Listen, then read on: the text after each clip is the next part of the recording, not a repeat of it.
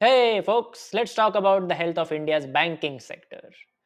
India's banking sector has grown significantly over the years. I was impressed to see that total loans issued in India were reported at around $2 trillion. That is roughly size of the India's banking sector is around $2 trillion or 50% of India's GDP.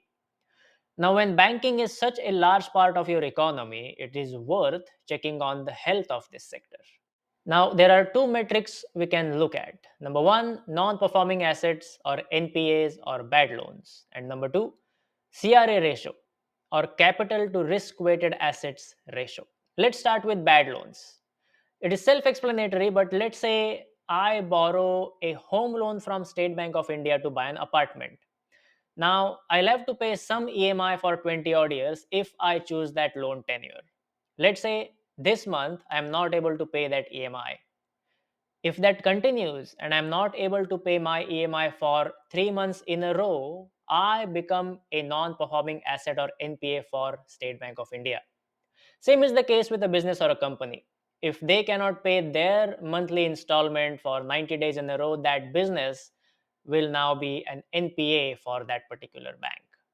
So, banks track these gross NPAs. The lower the number, the better.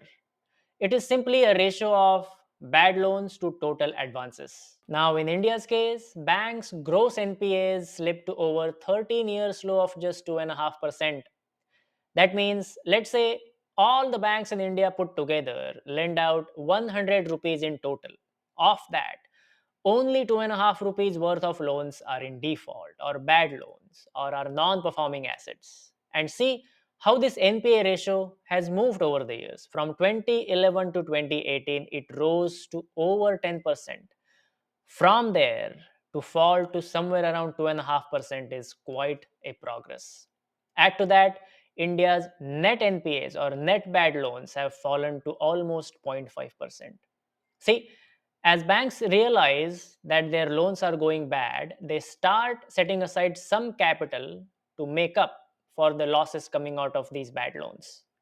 When you subtract those provisions or capital from gross NPAs, you get net NPAs or net bad loans. Now, generally, gross NPA ratio of below 3% and net NPA ratio of below 1% is considered healthy for any banking sector. On these benchmarks, Indian banking sector's numbers are fine. But look at how banking sectors of some other major economies are doing. US, Canada, Denmark, UK, their banking sectors boast of gross NPA ratios of below 1.5%. So India's banks can do even better. Moving on to metric number two, CRA ratio, also known as capital adequacy ratio. Again, self explanatory, but it measures how much capital a bank is setting aside to meet potential losses coming out of bad loans and or to remain solvent during financial crisis. Now, Reserve Bank of India or RBI mandates a minimum 9% CRA ratio for Indian banks.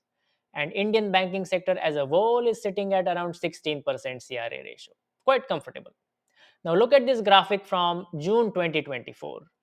In total, Indian banking sector has lent out around 160 trillion rupees or $2 trillion.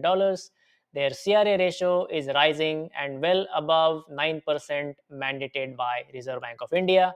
Their gross NPAs, gross bad loans, falling and below the 3% threshold, which is considered healthy for any banking sector, and net bad loans or net NPAs falling and below 1% threshold, which is considered healthy for any banking sector. All in all, as of currently available data, Indian banking sector is in a good shape. Before we end, just a brief look at top 20 banks in India by assets, that is, by the size or amount of loans they have issued. Government run State Bank of India or SBI is the largest. They have lent out almost $1 trillion worth of loans, followed by HDFC Bank and ICICI Bank. Roughly speaking, HDFC Bank has half the assets of SBI, and ICICI Bank has roughly one fourth the assets of SBI.